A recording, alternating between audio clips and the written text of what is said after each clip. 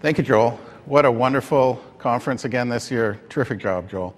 And great to have such a big turnout here today for continuing the discussion about earthquakes. So as Joel mentioned, I'm Paul Kovacs. I'm with PASIC and with the Institute for Catastrophic Loss Reduction. I'm going to introduce quickly the rest of the panel. So next to me is Gary Rogers. Gary is with the Government of Canada and Canada's leading seismologist. Next to Gary is Alistair Campbell. Alistair is the CEO of Zurich, responsible for Canada. And next to Alistair is Ken McRae, and Ken is the president and CEO of NICC. We've got a great panel here. If you'd like more details about the rest of the panel, please look in the background materials. But we'd like to focus in on our time today to talk about the earthquake risk here in Canada. Keith did a fabulous job a moment ago talking about some of the work that is possible in today's environment to understand this risk and to allow society to better manage it. I think it's some terrific pioneering work that's been done in California. And the Insurance Bureau of Canada has been looking at a number of options for better managing the risk here in Canada. And I hope Keith's presentation helped share some ideas about what can be done in today's environment. Our panel is going to run just slightly different than some of the others. Each of our panelists has a short presentation that they will be making. After they make their presentation, I've got some questions, so we'll start a dialogue amongst the four of us about earthquake risk in Canada.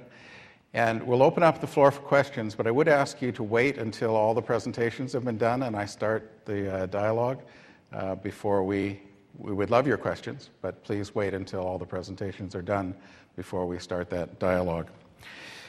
So before we start the first of the three presentations, very briefly from me, Keith mentioned that in 1906 there was a terrible earthquake and fire in San Francisco, and in 1923, again, a very large earthquake and fire in Tokyo. And many of us had built the expectation that we've experienced over our lifetime that these very important large earthquakes are occurring around the world, but occurring every 10 or 20 years. And there was time to study and analyze what we were learning from each one of these events. Last year was an important wake-up call for the insurance industry and for people interested in earthquake risk, in that we had two very large earthquakes in the same year.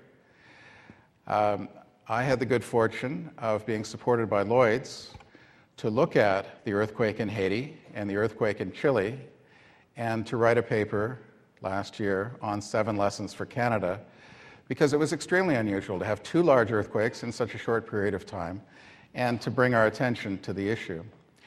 We're coming together now, and we've had 5 very large, significant earthquakes over the last 2 years. Besides Haiti and Chile, we've had a couple large earthquakes in New Zealand, and then a remarkable earthquake in Japan. So these 5 earthquakes have definitely changed the environment, where a lot of us have learned a great deal about earthquakes and are trying to bring that into effect, and it's hopefully making the insurance industry and others think about how to properly manage the risk of earthquake. So Joel, again, thank you for bringing this group together, and it's very, very timely that this is a wonderful opportunity where this issue is on the mind of a lot of people.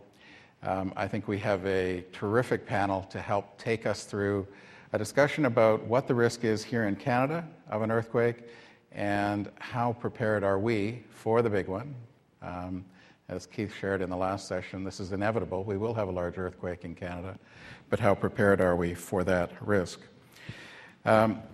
It's part of the ongoing research at our institute that it is not possible to stop earthquakes and storms, but with the proper preparedness and with the right investments in protection, earthquakes and storms do not have to be disasters and don't have to cause all the damage that's been going on. And it's with that sense that we can stop disasters that the panel's coming together today to talk about the risks here in Canada and how they are managed and how the insurance industry is managing these risks. So let me invite our 3 panelists to come up one at a time and share some of their initial thoughts, and then we'll move into a discussion. And the first presentation will be Gary Rogers talking as a seismologist about the risks in Canada of a large earthquake in communities like Vancouver and Montreal. Gary.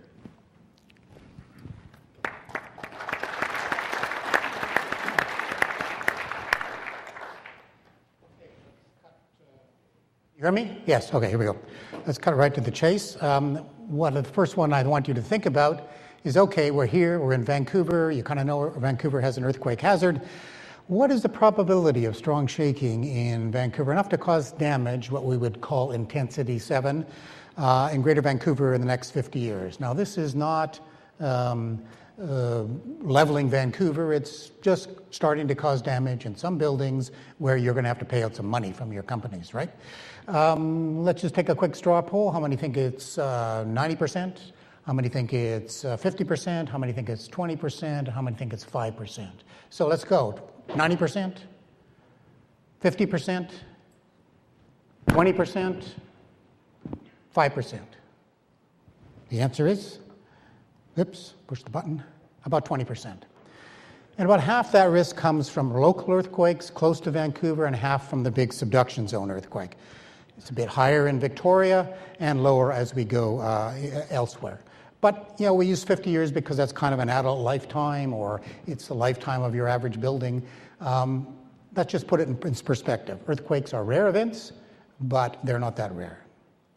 So why do we have earthquakes anyway? Well, the Earth is made up of big solid plates, and those little red and yellow and blue dots around there are the earthquakes that occur along the boundaries between those plates. And that's where most of the world's earthquakes occur, is in an active plate tectonic area. The mid-Atlantic is spreading apart.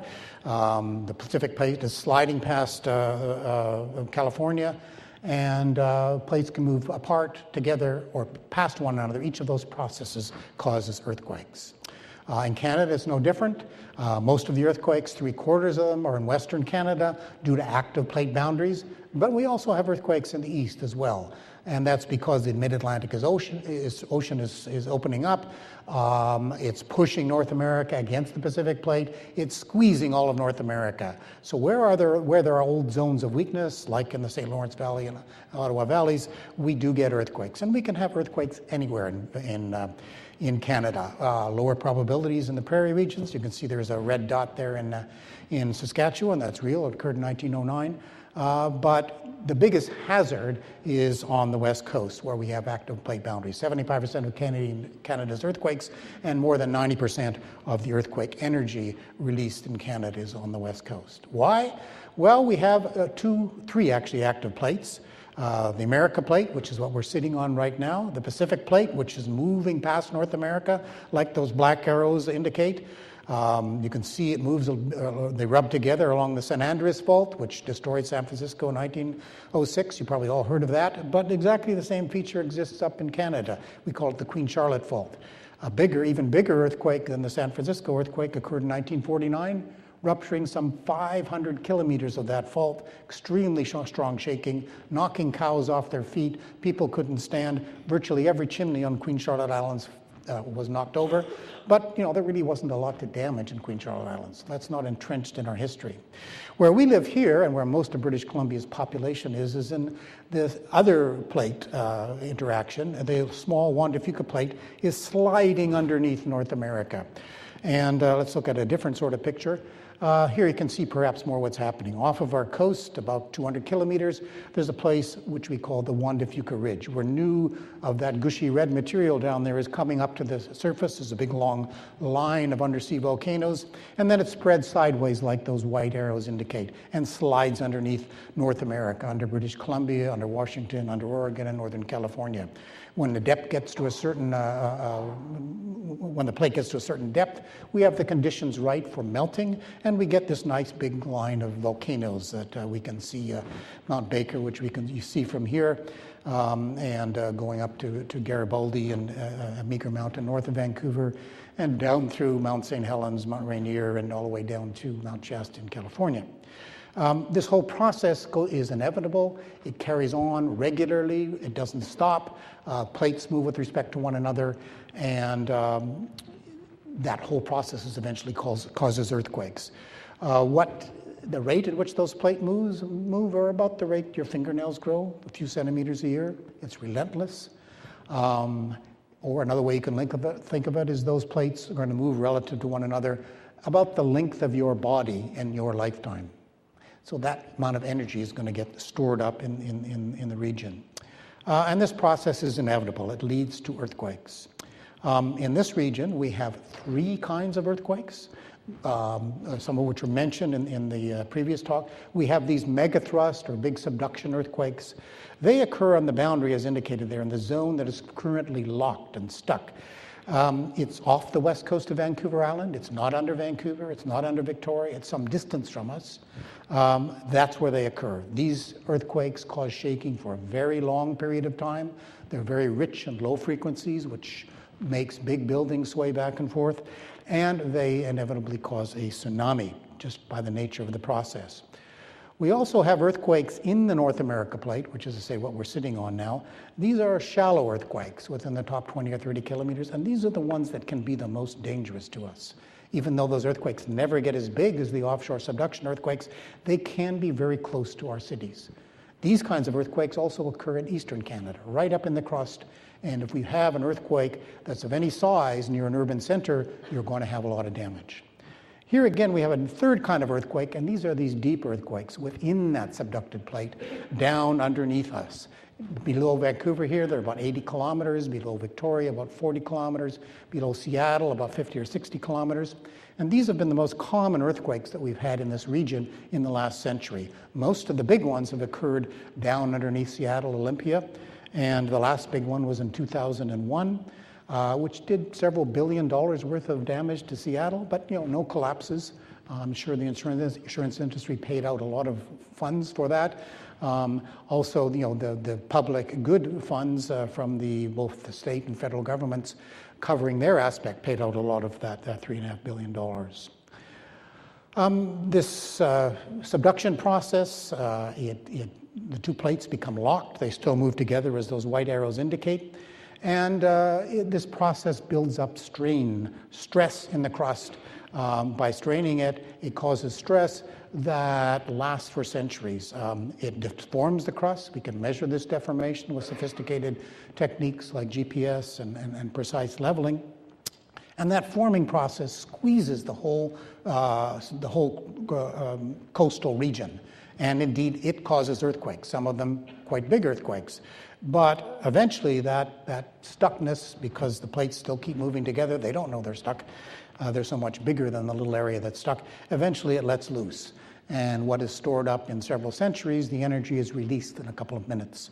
What went up over several centuries now goes down, and what went down now comes up.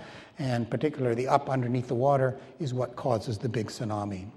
The last big subduction earthquake that we had here was in January 26th in the year 1700, before European contact on this coast, but it was a big earthquake. And the reason we know exactly when it happened is because the tsunami went all across to Japan. It had good timekeeping and good record keeping at that time, and they realized a big tsunami came without an earthquake, because at that time they already realized that big earthquakes generated tsunamis. Called the orphan tsunami, and since we know the time, we know the size, you can back calculate and shrink that wave back to where its source was, which was here. So it was 9 p.m. in the evening, January 26, 1700, where a large tsunami swept on shore, and quite frankly, the poor people here didn't have a chance because it was dark and it was in the wintertime, and many deaths occurred on the west coast from the local native peoples, all up and down from California to British Columbia. It's well recorded in Indian legends, even though there wasn't a written history on this time. The people knew it happened, and these things have carried through several generations, so that the stories today can be interpreted as that big earthquake. They all refer to a giant earthquake, lots of shaking, big flood, things like this that occurred in the wintertime, in the nighttime. So it certainly did happen here. We look back in the geological record, we can see it happened on average every 500 years. Or so, as far apart sometimes as 1,000 years, as close together sometimes as 200 years. We're now 300 years into a cycle, so we've passed the minimum time. We've not quite reached the average time.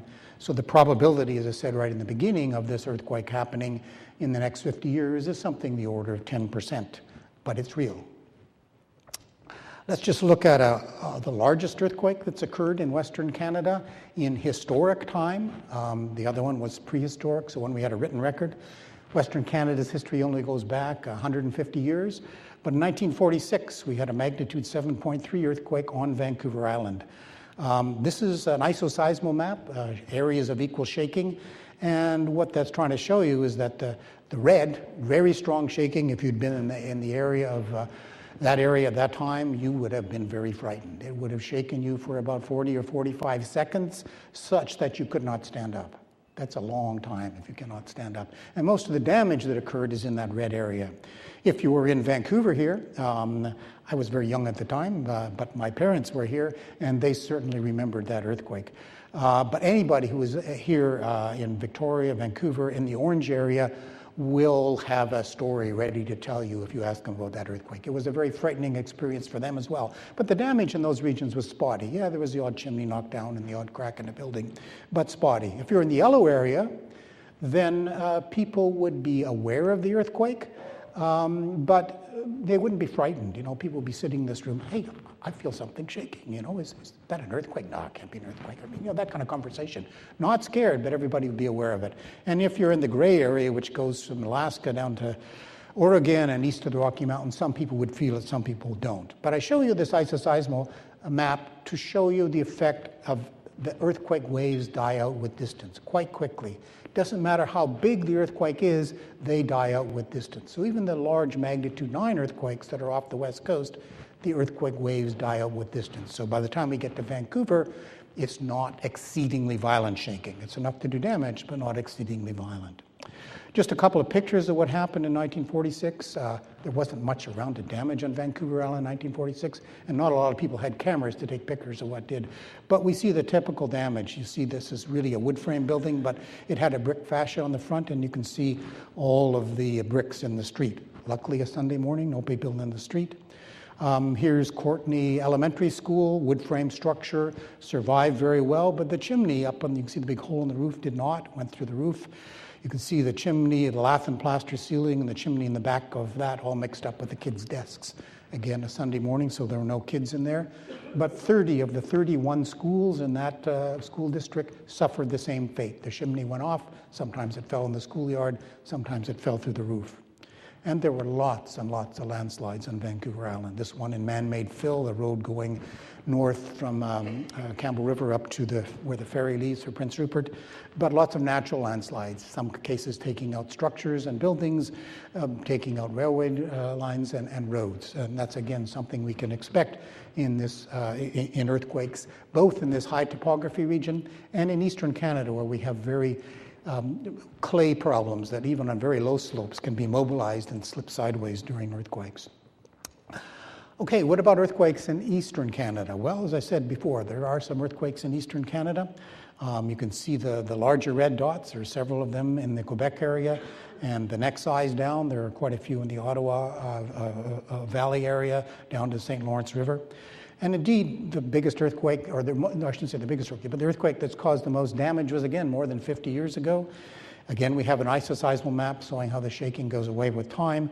And again, we have pictures of old buildings where bricks fell off them, chimneys fell off, and no catastrophic collapses. So one might say, well, what are we worried about? In 300 years in eastern Canada, 150 years in western Canada, all we've seen is a bit of damage to some old buildings. Is there really a hazard? Well, the answer is yes. Let's look at some natural hazard events and their costs that I think in the last couple of decades that we're familiar with. The big Saguenay flood, the Red River flood, the Quebec ice storm, the BC interface fires. These are rough costs that I grab off the internet. Some of those would involve insurance costs, but those are the costs to society. And most of those things, we can't imagine anything too much bigger, maybe twice that size. But let's look at some earthquakes now that would be relevant to Canada, right? And what are their costs? Okay, let's look at Kobe, Japan. 1995, 6.7, 6.8, 6.9, depending who you believe. 130 plus billion, depending on the exchange rate. That number can get up to 200 billion. Kobe, Japan is a very good analogy for Vancouver. Same size city, similar construction, similar geology. Wham, in a very few minutes, you had that amount of damage done. Seattle, this is one of our deep earthquakes in 2001, $3.5 billion worth of damage. No collapses, but a huge amount of damage. And if you put in the economic impact, I think that number floats up to about $5 billion. Chile in 2010, big subduction earthquake. Very good example, was said in the previous talk, that building codes work. Only a couple of, one really big serious collapse of a high-rise building, and a lot of buildings damaged. And building codes are life safety codes. They're not no damage codes, so they did their job. Some of those big buildings will have to be torn down. But a lot are similar construction, and the Chilean code is very similar to the US code, which is very similar to the code in Canada. And there's a lot more high-rises in Chile than there is, say, in Vancouver and Victoria put together that were exposed to the shaking from a subduction earthquake, the duration of the shaking, and roughly the same level of shaking. Christchurch, this is the frightening one. This is not a typically big earthquake, but it was virtually right underneath Christchurch. And this kind of earthquake can happen anywhere in Canada. In Vancouver here, in Victoria, in Eastern Canada. That's the scary one, because it doesn't have to be that big, but if it's close to an urban center, it can cause a lot of damage. And Japan, a huge number. The numbers aren't in yet, but most of that damage is due to the tsunami, not the earthquake. And the earthquake damage seems to be pretty much what expected, and if we didn't have that huge tsunami, the numbers would be much more like Christchurch. Even though there's a lot more buildings exposed, Japan has pretty robust building codes, and mostly what was damaged again in Japan was things due to liquefaction or old unreinforced brick buildings.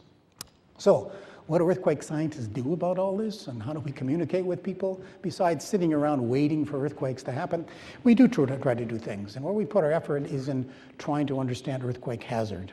And most of that effort goes into the building code. But again, I remind you, building codes, as far as your industry is concerned, are not no damage codes. They are life safety codes. The buildings are meant to stay there and not cause safety to life and limb, even though they may be so damaged they might have to be torn down. Canada's building codes has evolved from our input. The first one in the 1950s, the 1970s, we had the first probabilistic building code in the world. Then got more sophisticated in 1985, where we split it between small buildings and big buildings. In 2005, we changed the hazard level, and we made an earthquake spectrum so people can design. So in terms of your industry, again, we can look at different maps for different sizes buildings. And the 2010 code was really a tweak of the 2005 code. We're now working on the 2015 code. And we really got to be done by 2013 in order for it to go through the regulatory processes, and so we're in full gear doing that right now. But what we talk about mostly is hazard. And we can take that hazard, we can compare cities. On the bottom is the return period, a 1 in 500 year earthquake, the 1 in 2,000 year earthquake, which is what we designed to now, and a shaking level, whatever we want it to be on the left-hand side. And you can see that Victoria is more hazardous, Vancouver is more hazardous than Montreal, all the way down the line to where we get to Winnipeg. The hazard is mostly floods and you want to be more concerned about hailstorms and mosquitoes than you do earthquakes. But the hazard doesn't go away even in Winnipeg. The probability is there, even at a low risk, that you can have earthquakes on the prairies. And see, there was quite a sizable one in magnitude 5.3 in the prairies in 1909, that if it was under one of our prairie cities could cause a lot of damage. We can look at these kinds of things and we can say that, well, the probability in Vancouver here is 5 times more than it is in Ottawa, or 30 times more than it is in Toronto, but that's hazard again. And what we want to really talk about is hazard being the, oops, I just dropped my, thanks, Boom. That's the moving button. My goodness, I'm knocking things off over here. Okay. What we really want to be is talk about risk. So it's the hazard times the exposure, and that's really what your industry is worried about. We can look at places in Canada like Baffin Island in the Arctic, high hazard, low exposure, therefore the risk is low. Look at Vancouver, high hazard, high exposure, and therefore we have high risk here in southwest British Columbia. Toronto, low hazard, but nevertheless a lot of infrastructure exposed, and therefore we have a moderate risk. We can look at the distribution around the country, and this is a very simplistic thing, not the kind of things that your industry is exposed to, simply multiplying the hazard times the population. So you can see Vancouver plus Victoria plus most of those other municipalities are in the west, so about half the hazard is within 100 in Canada, is within half the risk, in Canada is within 100 kilometers of where you're sitting now. However, there's still significant hazard in eastern part of Canada. Let me just flip through this. What I wanted to talk about here, if we look at the earthquake in Val-de-Bois, Quebec, which Ottawa was exposed to, and that was an earthquake at some 60 kilometers distance.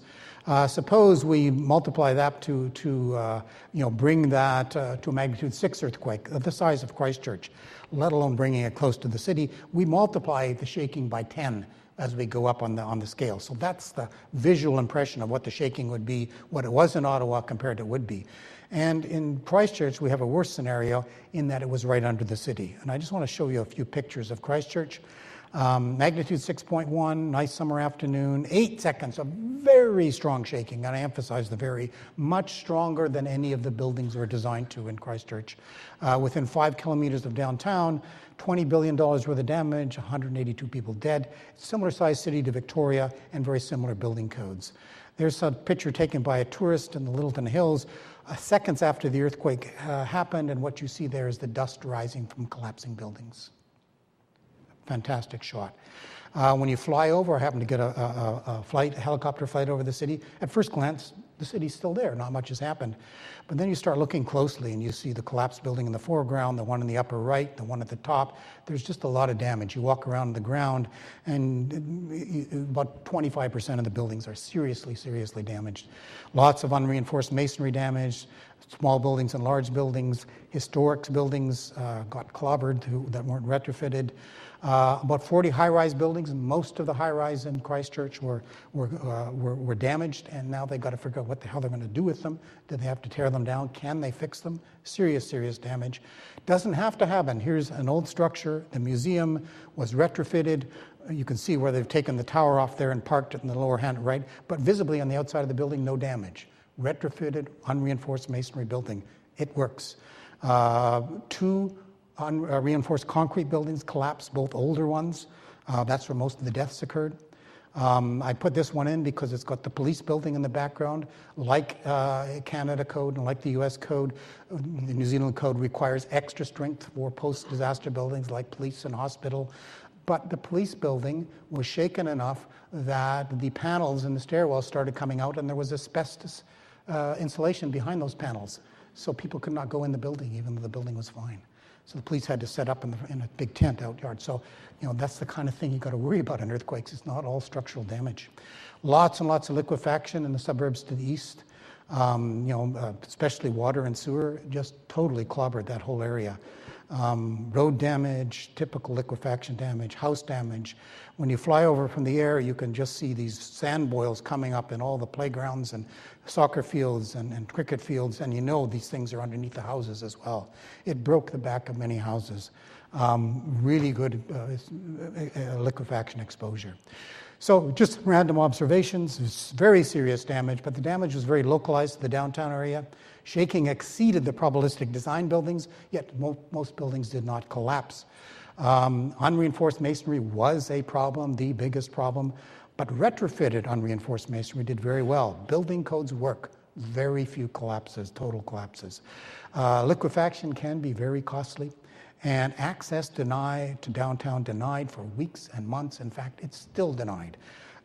This is on the left is Christchurch, if you recognize the big part. I don't know how many of you have been there, but that's the area that was initially cordoned off by the New Zealand military. Guys with guns all around that area within the day of the earthquake, and you could not go in there, no matter who you were.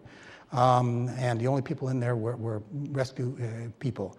Vancouver is just to the right and lower right. We're in the top, just where the thing stops.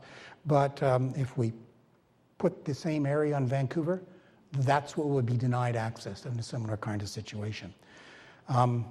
As of last week, that's the area that's still cordoned off, where most of the high-rises are in downtown Christchurch. The little star there is where the heart of Christchurch is, the cathedral, and that's what it would look like in Vancouver. So 8 months later, people are being denied access to their buildings. Even if your building was earthquake-proof and totally resistant, and you had all your stuff tied down, one of your clients may not be able to get in and access their building. So that's a real key thing that you need to think about. Okay, I'm going to stop it right there. Thank you.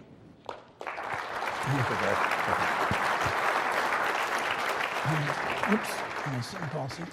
Thank you, Gary. Lots of images, so I think the sense of an earthquake you're seeing quite clearly. Anyway, Alistair Campbell, please.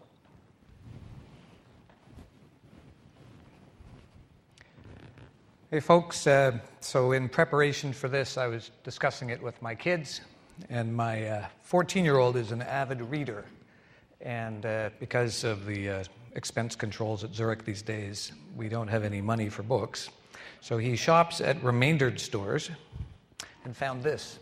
So if you find isoseismal mapping and subduction regions to be too intimidating, this discovery for kids, Are You Ready? Earthquake, I recommend as follow-up reading.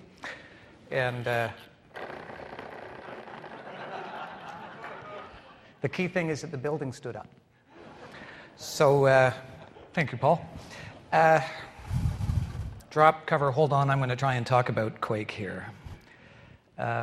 Learnings from recent events, I think you're getting enough from the scientists that I don't need to belabor this. It is just awful. Horrific, beyond imagination. And they're happening regularly, and more regularly than we're accustomed to. And so just pausing to think about the human element of this, which is what, as an industry, we sometimes fail to do as much as we need. This stuff is grim. And it's coming to Canada. So when, and all the rest of it, I'll let the scientists help you with that, and we have all our probabilistic analysis, and I guess what are the recent seismic events teaching Zurich? First, the reality is often worse than the worst case scenario. The Japanese really kind of confidently built to a 8.0 Richter and got a 9.0 Richter. And Christchurch too, right underneath the city, it's not even clear anybody mapped the fault line for that. Like, it just happened, and it happened exactly in the way that has just been described. And so in terms of thinking about, as an industry, should we trust our models?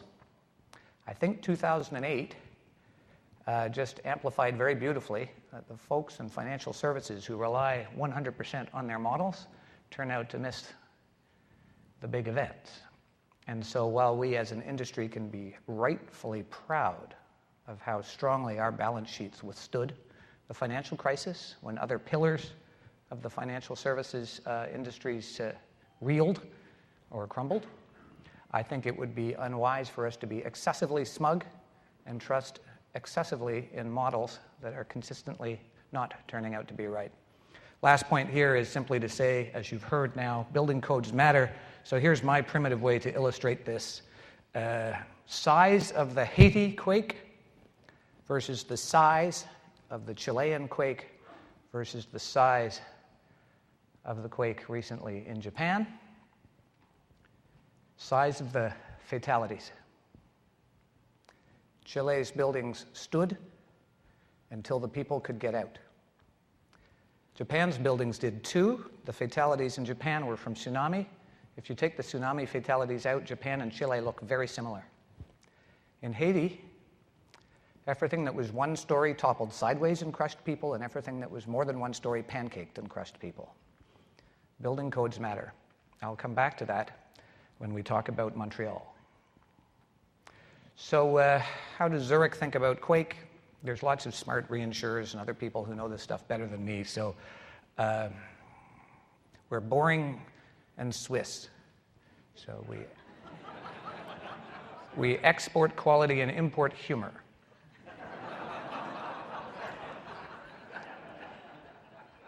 We model and base our risk-based capital models on a 1 in 2,000 year event, and will be good for the claims. That's how we manage our balance sheet.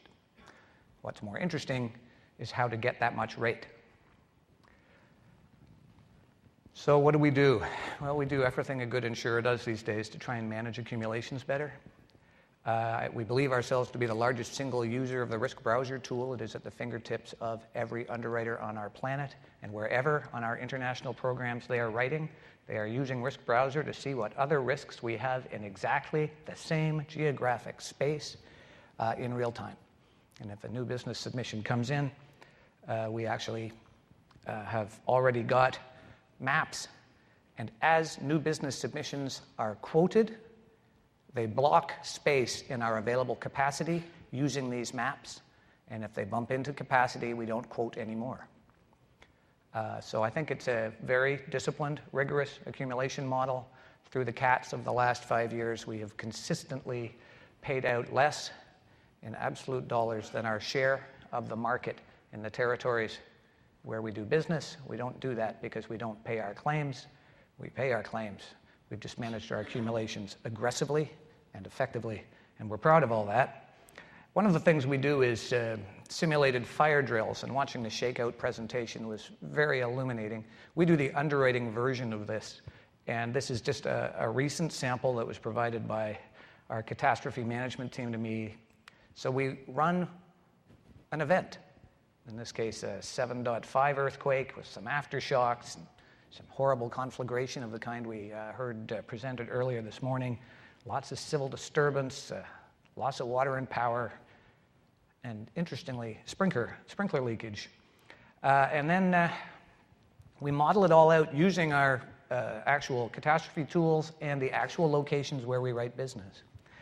And we try and work out where the fires will happen, and we catalog civil disturbance by zip code, and we try and work out exactly where the power loss is going to happen. And we run that as a simulation, and then we actually have our claims people take the files that we have judged to become claim files and have them settle the losses, theoretically, based on this fire drill.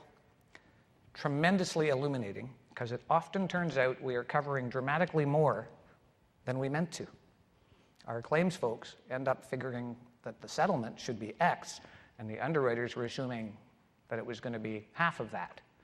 There's some very interesting kind of illuminating elements that come out of this kind of work, and we have consistently, post-fire drill, adjusted coverage, wordings, limits, exclusions to respond to the learnings from these fire drills. I learned a very useful expression from a presentation this morning. It's a somewhat American expression, but I would say sublimits and exclusions are to underwriters what bullets are to cops. You can't do your job without them. And obviously, in the end, the appropriate coverage needs to be priced for. And so we work hard to do that. Here's some real fast, you've already seen enough depressing graphs to understand magnitude, but this is some very handy slides that RMS produced for Zurich, and thanks to our friends at RMS for that. Just on a relative scale of badness, you can have bad storms, and you can double that, and you can get to a big ice storm. And then you can multiply that by more than 5 times to get to quake for Canada. Now, that's not fair, because that includes both West Coast quake and East Canada quake on the same $27.3 billion number, running at the 1 in 390-year event, which is OSFI's current metric, upgraded by a 1 in 10-year increase every year until they get to 1 in 500. So that's what we have to hold capital and reinsurance coverage against. So if we just take a look at the split, $16.3 billion for Western Canada, $10.7 for Eastern. So isn't that interesting? We are all sitting here in Vancouver and maybe selfishly thinking about getting out of Dodge, maybe before lunch. But we'll all fly back to Eastern Canada, and it's pretty scary there too. And so maybe that's where I could go to specifically some Canadian issues, and then I'll hand off this podium to better informed souls.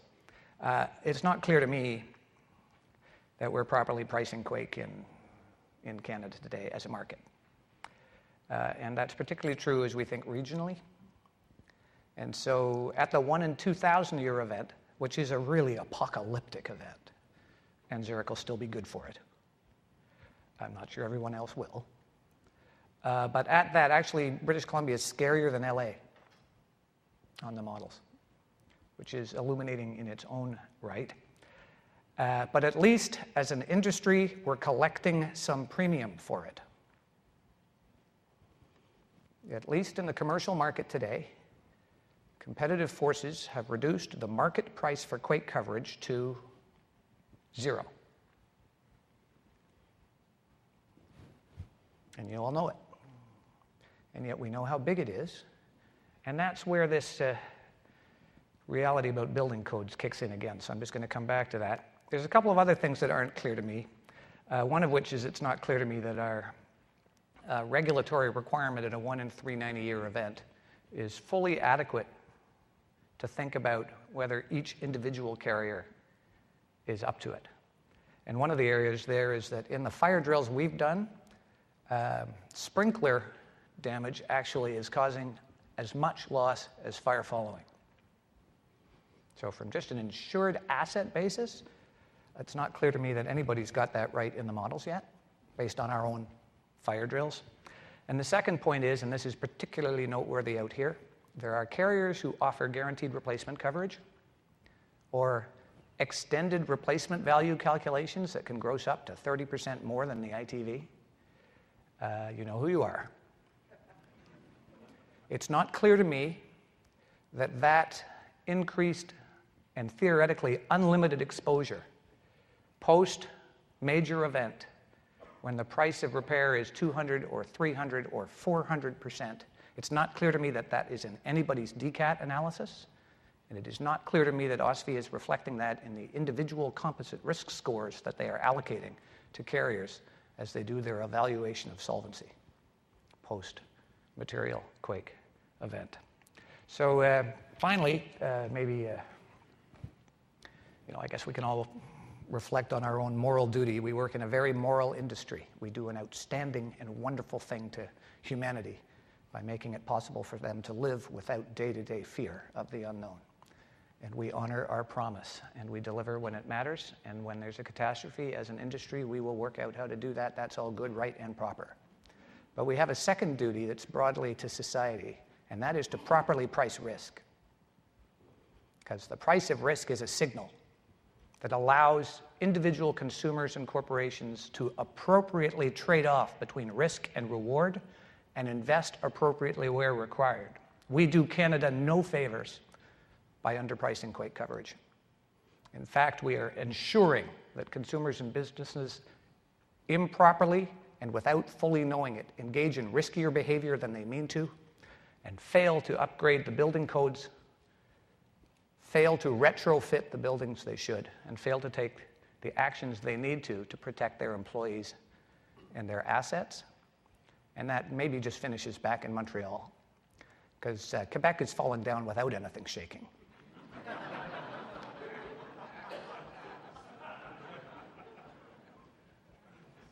It's an older city, unlike Vancouver or Santiago, Chile, or Tokyo. It is an older city. Most of the buildings do not have retrofit for modern building codes. There is a material event on the horizon, and we are currently charging 0. Thanks for your time.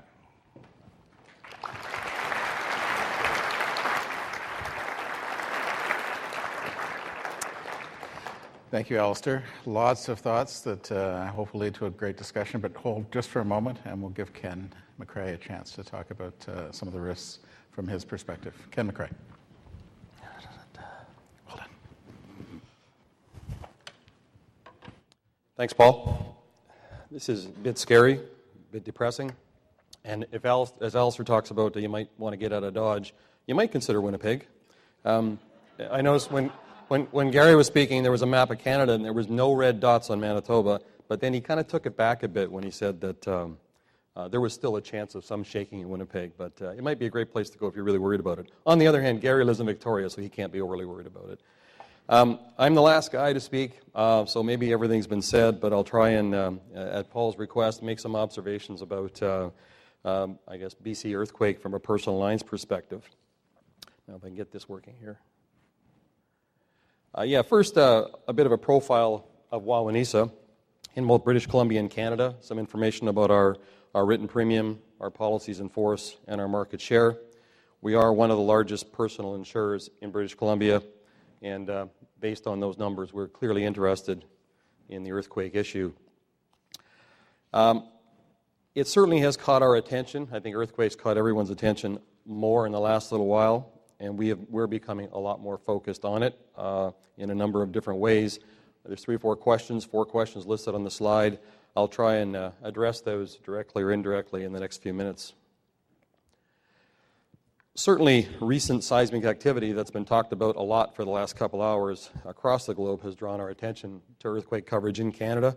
That an earthquake in Japan can cause tsunami warnings and damage in California and BC is really quite an eye-opener, I think. And clearly, these events have created a reality check for us and caused us to really think about things a little bit more. Talking about our own exposures, our own model results, our model results show that we have an earthquake exposure on a 500-year PML basis to be just in excess of $1.2 billion. That was as of last year. That amount has almost tripled in 4 years. In fact, the model has slightly more than doubled, and the rest is exposure growth, both policies in force and coverage amounts on individual policies. And I think it's safe to assume that model results are going to grow in the future as well. So the numbers are getting pretty big. So what does that do to our reinsurance costs? Well, they've generally run in line with the model results. Our reinsurance costs have about tripled over the last 4 years. And I can't say it's rates that have contributed to that. It's fundamentally the rates at the higher levels of earthquake coverage have not increased over that period. It's strictly just increased exposures that have caused it. So we've always maintained full reinsurance program and feel it's fairly comprehensive. But it's interesting to consider some numbers. Just 4 years ago, in 2007, our 1,000-year PML event was considered to be $800 million. So on an after-tax basis, that would be about $500 million, an amount that we could have tolerated as a company. It wouldn't have been fun, but even without reinsurance, we could have tolerated that size of event based on the model. In 2011, that number is now in excess of $2 billion. So on an after-tax basis, it's more like $1.5 billion, and that would clearly impair our capital significantly. So the game has changed quite a bit in a fairly short period of time. Reinsurance is absolute necessity to provide earthquake coverage to customers in the province, and I think in many respects we're just essentially a pass-through of reinsurance to our customers as basic insurance. As I mentioned, our exposures are significant at about $1.2 billion and will easily increase. We know they'll increase for 2012. For us, opting out of earthquake is not an option for a number of reasons, just philosophical reasons as a company. The challenge is clearly how to manage the exposure, how to make sure we're getting paid for the risk we're taking. This is a profile of our reinsurance program. Do we have a program? A strong program? We think we do. We believe it's strong, but it's subject to the models, as have been discussed much in the last 3 hours, and certainly unknown, unexpected events that have also been discussed in the last little while. I think our program attributes are likely similar to most companies who purchase reinsurance as we would. We also have an aggregate treaty, but that treaty shouldn't be quake relevant. Is the program adequate? Yeah, we think so. We think it's a strong program. It's responsive, but would it cover our losses in the event of something like Japan? That's debatable, I think. In addition to that, from a DCAT standpoint, we model a 1,000-year PML event and find we can quite acceptably handle the cost of an event over the 500-year PML within our own capital situation. So do we have enough? I guess the questions we ask ourselves, should we buy more coverage? How much is enough? At what level do you stop? You can buy forever, I suppose, but at some level it's imprudent to go any further. How much can you pass on to your customers? None of those questions are easily answered at all. Now I'd like to turn just to customer premiums for a minute. And the question is, are we charging enough premium to cover our reinsurance costs? In other words, charging our policyholders enough for the coverage. Our objective is to cover our costs. We don't see this as a line of business that we're looking to make a profit in. On the other hand, we really don't want to subsidize it. In November of 2010, we had a reason to make a major catch-up in our customer prices to reflect the fact that our reinsurance costs had gone up dramatically over the last 3 or 4 years. Our plan is to allocate our 500-year PML costs to our customers. We believe that could be a competitive problem if other companies buy less cover or don't pass it on or charge it to their customers, but that's what we're trying to do and heading in that direction. Another issue is, are we prepared? And I guess it's difficult to know how much preparation can be done. Canadian insurers have never experienced a major earthquake claim event, so there's nothing to look to in that regard. I think it relates to our overall business continuity planning, an area that we're stepping up a little bit right now as well. Clearly, we need to think about this more. As I mentioned earlier, this has just really come on the radar in the last year or two, a lot more than it has in the past. So I'm not sure how much preparation one can do, but I know we need to do more thinking about it. Just changing the subject a little bit, I'd like to talk about product and coverage issues just a little bit. IBC did some surveying recently, and I managed to steal a few answers or a few questions from them. And some of the questions they asked were specific earthquake-related questions in British Columbia. Here's 3 questions. The red bolded answers are, in fact, the correct answers. If you look at the answers, I don't think you get comfort that customers really understand this stuff real well. There certainly appears to be some degree of uncertainty in their answers. Well, I guess you could say 2 of the answers are, the majority got them right. I don't think you can get a whole lot of comfort from that. 2 other areas I picked up from the IBC polling was what do people, or the area that was being polled is what, do they understand the policies, et cetera. And what's interesting is that given all that's gone on in the last year or 2 that have been talked about a lot, the various earthquakes around the world, it doesn't seem to have impacted the likelihood of a BC resident buying earthquake coverage one bit, which I think is a bit surprising. It was for me anyway. And at the second part just shows that there's really no clear trend among customers as to whether they would like high premium, low deductible or otherwise. So it's really, I don't think there's much to be learned from here. And clearly there's a need for customers to better understand or provided with better information on earthquake cover. I guess just to get some sensitivity to premium levels and what maybe that does with take-up rates, I prepared this chart that shows the effect of the rate change we did back in November, which was on average about 28%.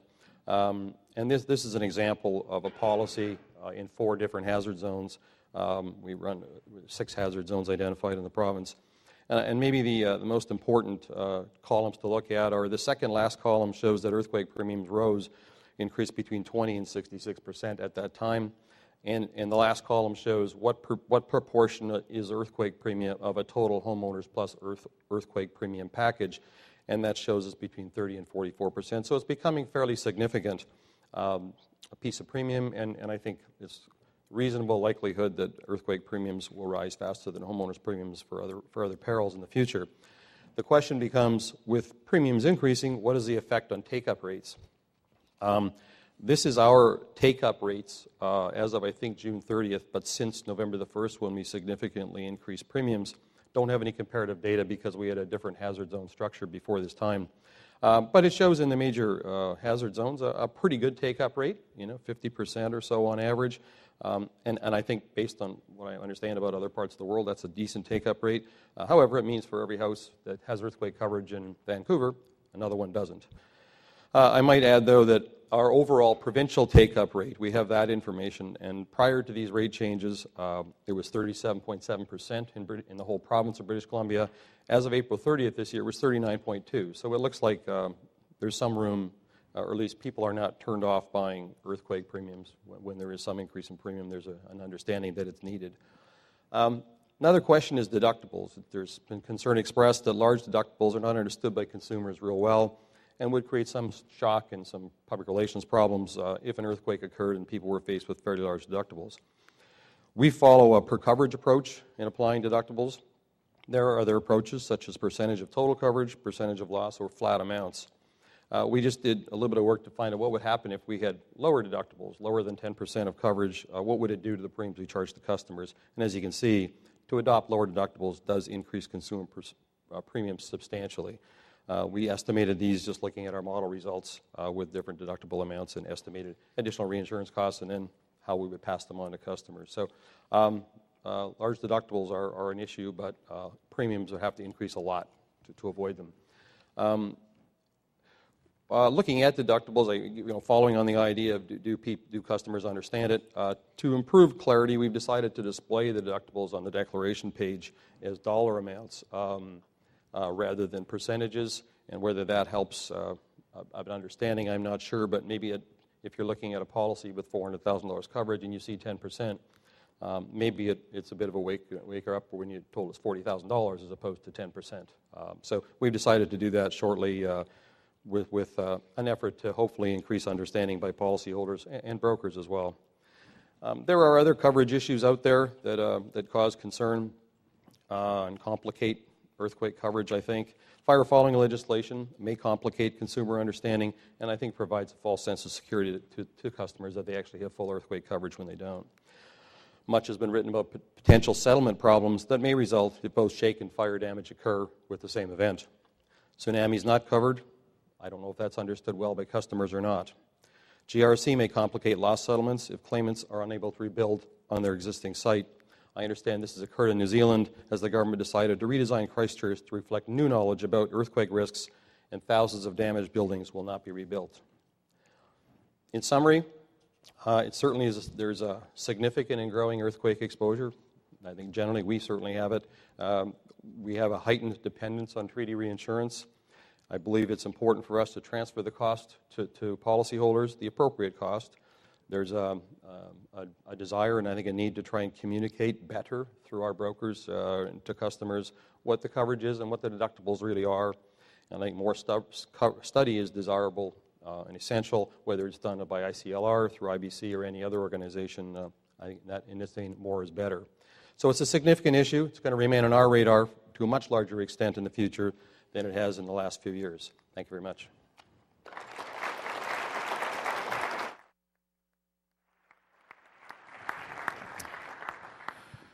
All right. So thanks to Gary and Alistair and Ken for those remarks to get us going. I've got some questions to start a dialogue, and in a moment I'll invite people to please ask for a microphone and please add your questions. We'd like to talk to your particular interest.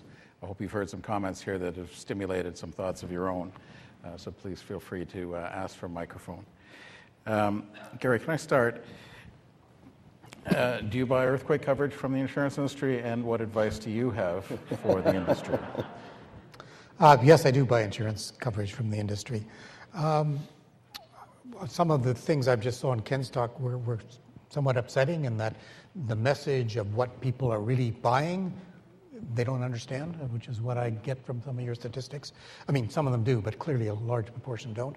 I guess my advice for the insurance industry in that sense is more education on just what they're buying. I've had a lot of questions, by a lot I mean a dozen or so, in the last year about rate increases for insurance and asking, has the hazard in Victoria increased? You just simply explain why, and that's what I've already said to most of the people. People don't understand that, and I think to make give your industry a good image and profile, I think more explanation needs to go right down at the level of people selling the stuff. That would be my advice to the industry: is more education.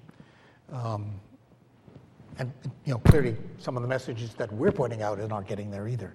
And I see some of those things. So perhaps all of us need to continue this focus on public education. Thank you, Gary. Alistair, one of your many roles is you're chairman of the Property and Casualty Insurance Compensation Corporation.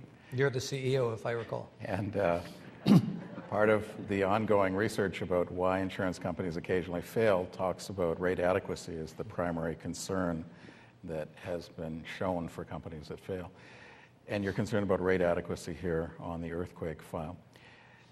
The tools are in place to do it, but we're not getting the right rate. Your sense on how we get rate adequacy on managing earthquake file as an industry? I think the issue of rate at an individual calculator basis, we all get a rate, and then our underwriters in the commercial space where we're in go to market and negotiate and get to a number, and it may be more or less than what the model says. I guess where I would worry in the PASIC rule, and obviously I don't want to quake in the next 2 years while I have the role as chair, because it would go from a luxurious industry duty that's got an able CEO to suddenly having to go around and ask for every one of the insurers in Canada to pony up to bail out somebody who's not priced their risk properly. But where I get more concerned is on things like this guaranteed replacement cost, where I think people feel their models are good and they're probably taking good faith efforts to get rate, but they actually have an improperly understood and dramatically lower than real rate relative to the exposure they've assumed. And I think those are the ones where you get a surprise, and that's when a company goes down. It's 'cause I don't think most of the time people are deliberately doing it, they're just getting it wrong. Thank Ken, you were sharing some of your company's experience in terms of the proportion of policyholders and homeowners that have earthquake shake coverage with you. Do you see it as an objective of Walmenius or broader, an objective of the industry, to try to increase the number of homeowners that have coverage? Is there a goal? I don't know if it would ever be 100% because some people just don't want to spend the money, but is there a goal to try to take coverage to a larger number than is currently covered? That's a kind of a loaded question in a way, in that we want to offer it, we want our customers to be able to buy it. On the other hand, the more you sell of it, the more antsy you get and worried about the size of the exposure. So to say, man, we would like everybody to buy it, I'm not sure. I'd like it to be available to everyone at a realistic price. So, I'm not quite sure how to answer that. I'm just, I think likely everybody should buy it. But I don't think we have an obligation to ensure they do. We have an obligation to make it available, try to educate them, and people can make their own choices. See, now, sorry, if I could just interject. In that case, you had one useful slide that showed, post-event, post-recent events, 20% were ready to buy less. Yeah. 15% were thinking about buying more. That category should be called target Zurich customers. Do you buy less? The ones who want to buy more, 15%. It was a good number. Yeah, okay. Better than my current growth. And again, part of your response, Ken, was adequate rate as well. So if you can get the right rate, having more customers should be comfortable because you can buy the reinsurance and the other issues. Yeah, from that standpoint, I would agree, except there is all the uncertainty of the models and just how big is it. And the more customers you have, the more claims you have, there's all the problems of dealing with settlements when the time comes. So that becomes a bit of a concern. I might add, in the deductible discussion, we had some data. In fact, Guy Carpenter did some work as our broker on that. And what's interesting is you draw the deductible down, yes, premiums go up a lot, but there's a huge number of claims that then you have to deal with that fall below the deductible. And I think we use a 10% of coverage. I think it gets rid of, at a 500-year event, gets rid of 30 to 40% of claims that you would catch if you had a 1,000 or a 10,000 flat. So there's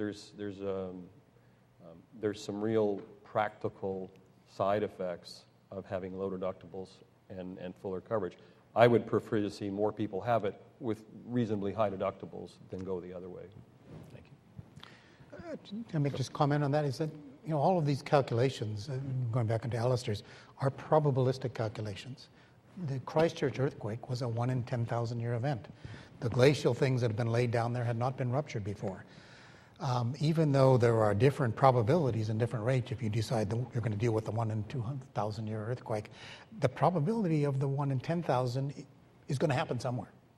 So when making these decisions, whether they're on an individual client basis or on an industry basis, all of these calculations are probabilistic. They're not deterministic, right? Big things can happen almost anywhere at a very low probability. Gary, can I use that to invite you to talk about surprise? Alistair used that term a moment ago, and in insurance, that's not a good term to use. If there were to be a surprise, in your opinion, in Canada from an earthquake causing losses that people didn't fully anticipate, what do you think is the risk that we haven't anticipated that might surprise the insurance industry or Canadians at large? Well, again, I think it's just what I said, is that these are low probability, high consequence events. And the probability doesn't disappear because the 2,000-year earthquake is lower than one area from another. You can always have these. So it depends how you want to place the game. There will be high consequence events in low probability areas. And that's what would be disturbing. For instance, almost anywhere. If you pick the New Zealand kind of thing, the 1 in 10,000 year event, that would surprise people in Vancouver as well as it would surprise people in Montreal or Ottawa. That's what we have to be concerned about, although it's a very rare event. And how do you wrestle with it when there are real funds and real people involved? It's not just the insurance industry that's wrestling with this. It's the construction industry and everything else. What should we put in building codes? Should we build all buildings to be earthquake-proof? Or we can't do that. So you have to make some rational decisions. But they are decisions based on probability. And they're usually probability of exceedance that are using these calculations. So that means there will be rare events that will happen. Alistair, one of the common actions in the Canadian industry is to learn from developments in other parts of the world. in our own industry, in your following of what's happening in the United States and other jurisdictions, are there some industry practices that are emerging or taking hold that are likely starting to come to Canada or coming soon to Canada, maybe particularly on the commercial side? So, well, first thought is that we get our own price signals, and we're all using similar models these days. So the degree to which RMS version 8 to RMS version 9 materially changed the total theoretical probabilistic exposure for Western Canada gets passed through to me in a risk-based capital model from Zurich that gets updated by some gnomes hidden in some vaults in the Alps somewhere every 6 months. And so for the last 3 6-month periods, I have got a bigger denominator upon which I'm supposed to spread my relatively constant numerator and still generate an acceptable ROE. So I think the pace with which the learnings from these models are reflected in the different insurers' rating algorithms is being exposed a little bit these days. Some companies are doing it every 6 months. Some companies might not notice for a while. And so I think one of the most urgent issues is as the science develops and the learning of humanity about this stuff, I think is accelerating beautifully, and we've had some outstanding professors show us that today. I think the practical reality is we need to make sure that those learnings are applied in our rating methodologies promptly. So that'd be the first and most important learning that I think needs to be brought, not just from the US, but take the models and get that stuff into your rating algorithms, or you're going to end up exposing yourself unintentionally. If I may, we talk about rate, and like as much as we're trying to price in a way that recovers our reinsurance costs, and it's more, it's not, it isn't specifically to get a certain amount of dollars in the door, but it's rather to not subsidize it with other lines of business. When you talk about adequate rate, and it's absolutely important, but when you think about earthquake, it isn't sort of a continuous thing. Do you have inadequate rate, and so you're having not as good a results you'd like? When an event occurs, it won't matter whether you've had adequate rate for the last 5 or 10 years. It's a capital event. It's a balance sheet event. It doesn't matter. There's good to have discipline in the market, et cetera, and not be cross-subsidizing. But when it comes right down to it, I don't see that. I'm not sure getting rate is. We're doing it for other reasons than being prepared to pay. We're buying reinsurance to be prepared to pay, and how much we charge our customers really doesn't have much to do with how much reinsurance we have to buy and how we go about getting it. That's exactly, though, sorry, if I could, where this duty to society about getting the price right matters, because it's, you're right. It'll be immaterial what rate we've charged in Montreal when the event happens. It's a balance sheet impact, that's true. But if we have been telling the folks of Montreal that they don't need to worry about their building codes because it's free and there's no risk, then the fact that we haven't been collecting rate has led to society improperly responding to the true risk profile of where they live. And as a result, we're not doing our job as an industry in sending the signal that is urgently required about what the proper price for risk is there, as best we know it. I have a question for Ken, and then I'm going to open it up for questions, so if people can be thinking of questions. Ken, part of what you were sharing earlier, understanding models, feeling comfort in terms of using this information. There is a lot of science emerging about managing earthquake. Some of it is just coming right now. How comfortable are you as this new information keeps coming, sometimes filtered through a modeling company, back to you? Does that make you feel more confident that the management of earthquake risk is something that you've got the prices where you need them to be and your solvency risk are under control? Or does this constant change in the knowledge base, is that a challenge for you to stay on top of that and to understand what's new in the learning? I don't know if it gives us any comfort because what we see is model amounts growing, et cetera, et cetera. So what you thought was legit last year all of a sudden isn't legit anymore. So I don't think that gives comfort. Yeah, I don't know if I can add much more, but there's another guy in the room who would have in our company that would have a better answer for that, just that studies it a lot more than I do. But we, I just the way models have grown, for better or for worse, that's all we have. The events around the world that suggest, boy, you got to be careful with models. Things are happening; they're a bit unexpected. It just creates more uncertainty, I think, and less comfort than maybe we had 2 or 3 or 4 years ago. And I would suggest with 5 large events in the last 2 years, there's a great deal of learning that's about to come and has started to come recently that Gary and Keith earlier on and others will be trying to filter to our industry. So there's a lot of new information about to come. And it might say the risk is higher, it might say the risk is lower, but it's going to say the risk varies. Can I ask, were there any questions in the audience? There's one here.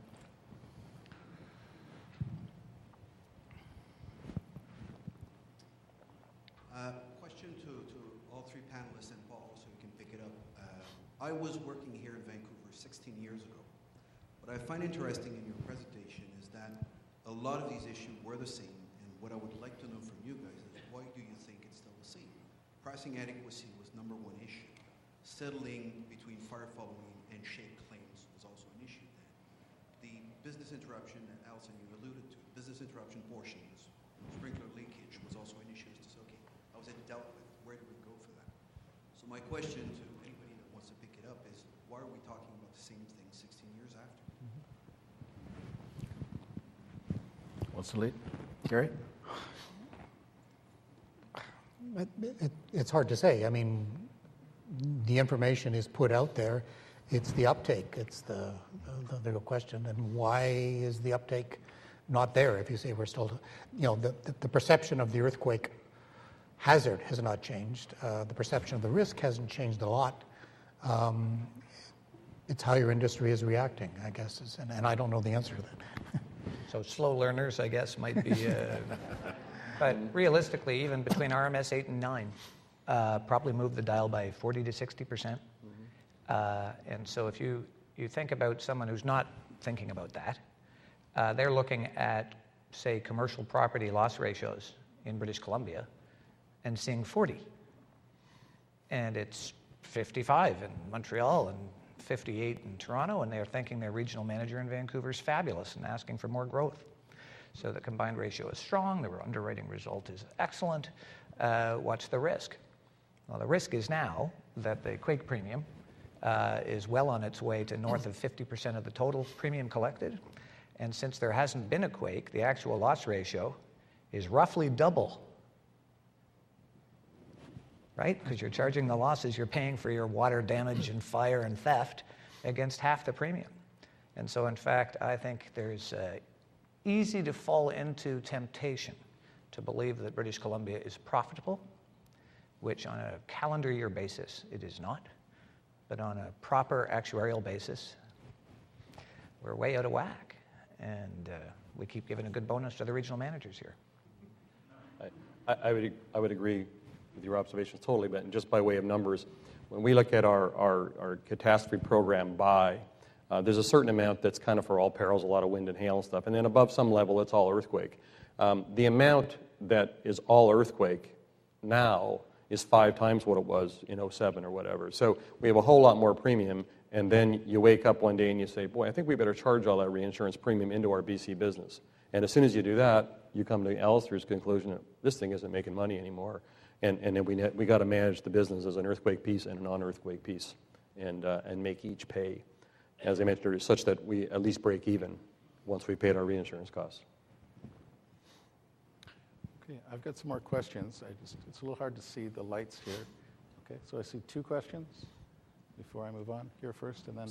So, Alistair, in Montreal, if the building codes aren't up to snuff, an event happens, and people go through all of their insurance and run out of money and start looking around for the next pocket to pick. Wouldn't they go after the liability insurers of the municipality for not getting the building codes up to speed quickly, given the information that they have? And if that's the case, why aren't we charging the right rate on the liability to take that into account? I'm not on that program.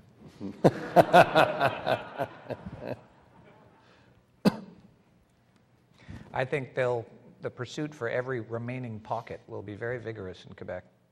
But the degree of under coverage will mean that it's a government event. Profoundly so, any of these big ones will be. But I think then the retribution to our industry and to anybody with any pockets available that have cash in them to help pay for it will be vigorous and very unpleasant. If I can only build on that, again, just a reminder to manage expectations about the building code. The building code is new buildings must meet a certain minimum standard in Canada, which for some time has included seismic as a critical part of that. But that does not apply to old buildings, and the goal is still life safety. So 9/11, those buildings did allow most people to get out of the Twin Towers. That was seen as a building code success, and the buildings completely collapsed. So again, the expectations of the building code, they don't apply to old buildings. And so there would not be municipal liability of failing to apply the retrofit to older buildings, because it's not what the code is intended to do. And a successful building under the building code might be a total loss for our industry, possibly, as long as people can safely get out of the building without experiencing damage. So the building code matters. It is very important. It's better than not having it, but it has a limited role that it's playing. We're a big underwriter in Chile, and the building stood up, right, like to a really big earthquake. Like that's, right, that's a new economy, right? The Sun Life building was built before this. Question here? I'd like to change the perspective a little bit, more on the consumer side as opposed as a member of the industry. Because I lived in California during the Northridge quake in 1989.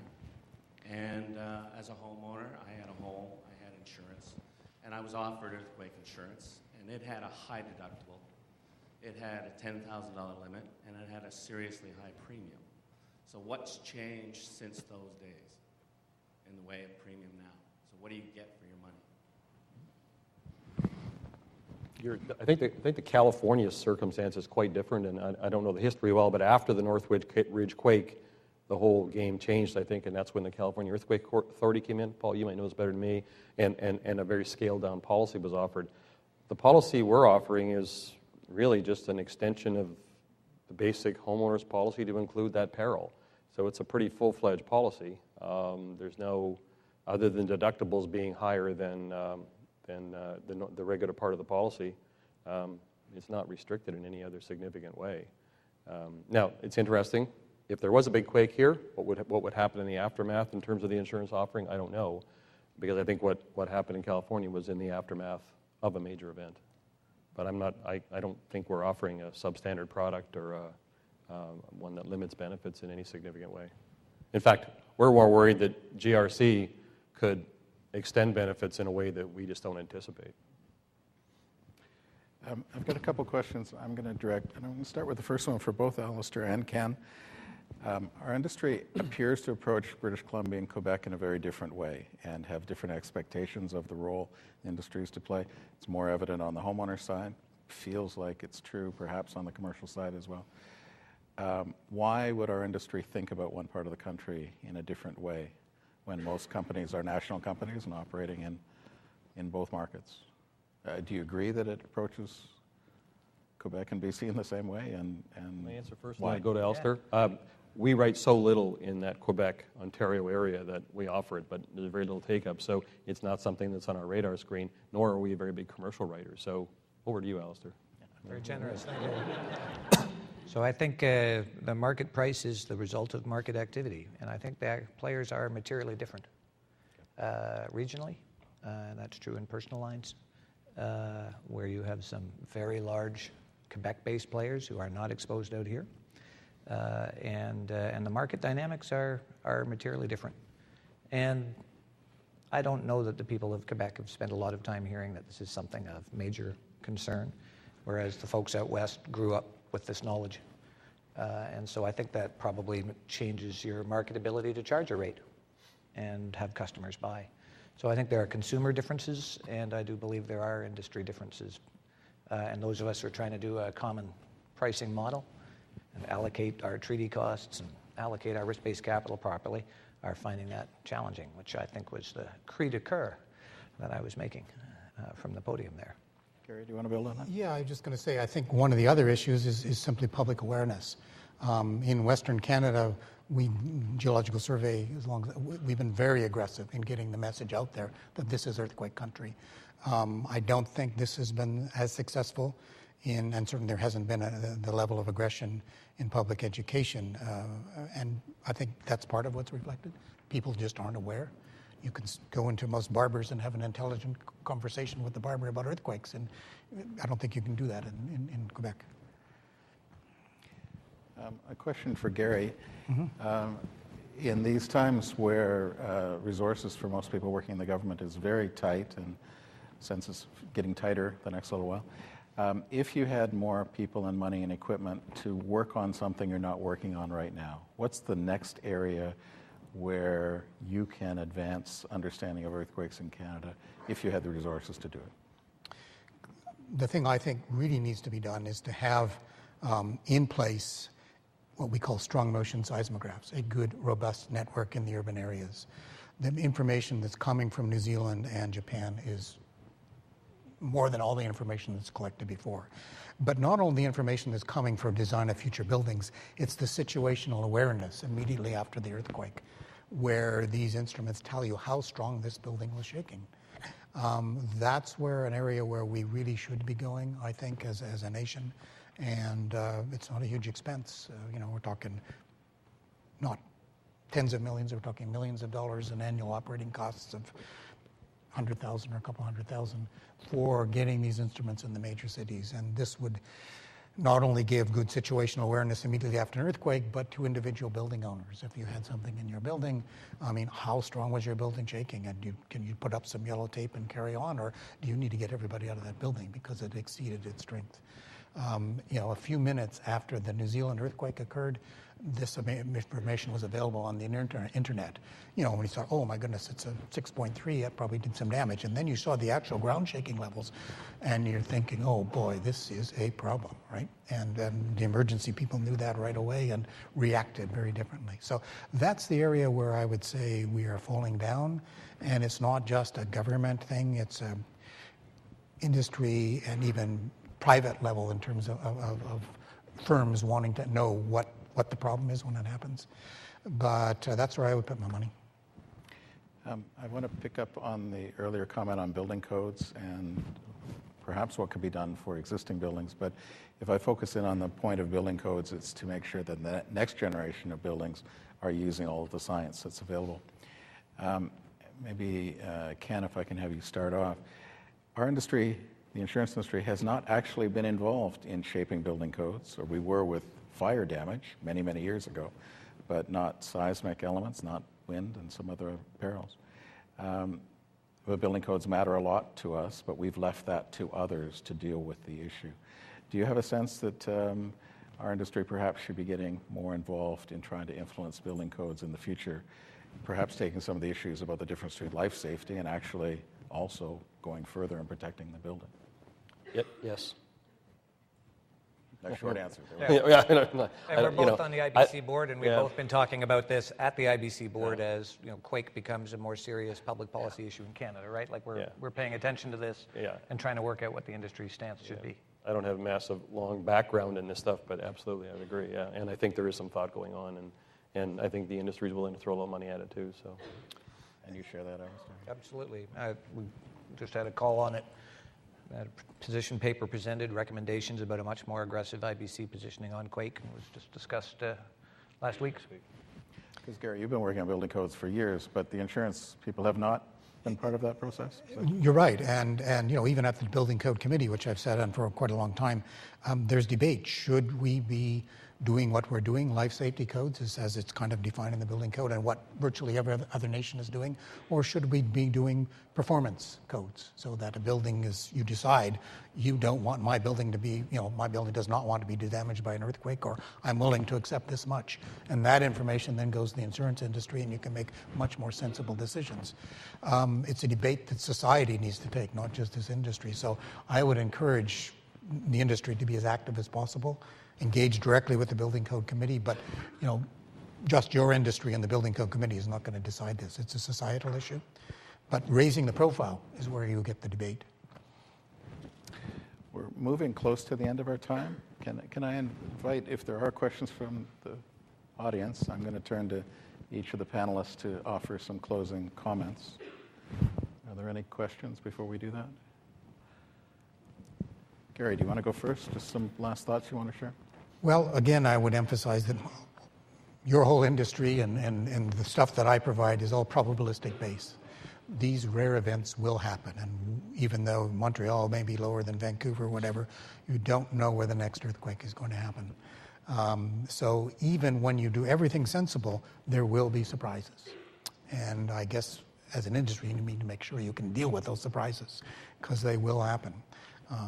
And I guess the other comment I would say is, following on from our previous Keith Porter's talk, is that as an industry, I think as much as you can, and ICBC, the Insurance Bureau of Canada, certainly supported it, take part in British Columbia and perhaps other provinces in the future in the Great Shakeout.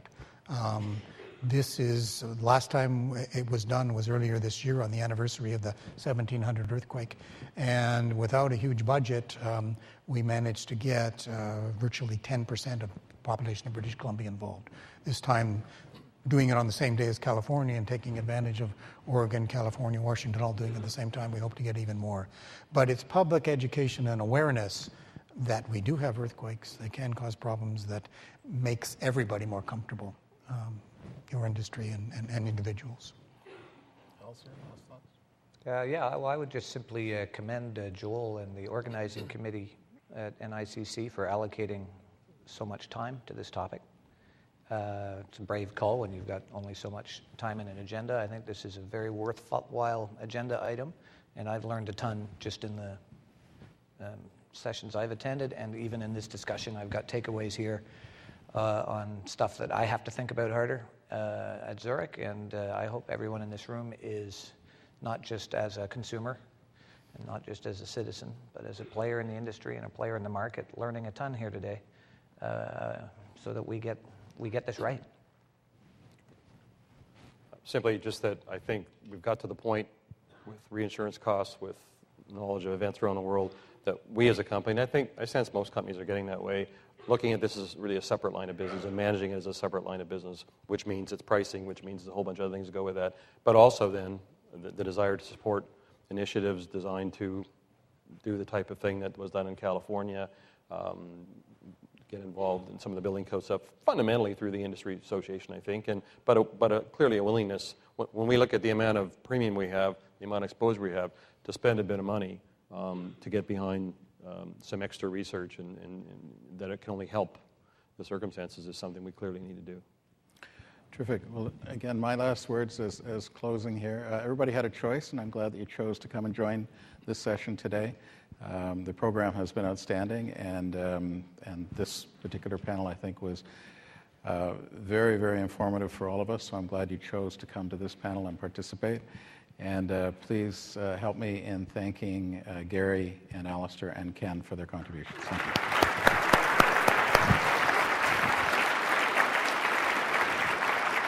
Thank you. Thank you, Paul. Thank you, Ken. Thank you, Gary and Alistair. It was an amazing panel. I think I owe this to Jonathan Simmons, but the analogy I used for swans may be misplaced, and ostrich might be the better bird. But thank you, and here are the WIC certificates, and everybody can hustle over to the next room for lunch, for the closing lunch. We've got Tiff Macklem, Deputy Governor of the Bank of Canada, as our keynote speaker.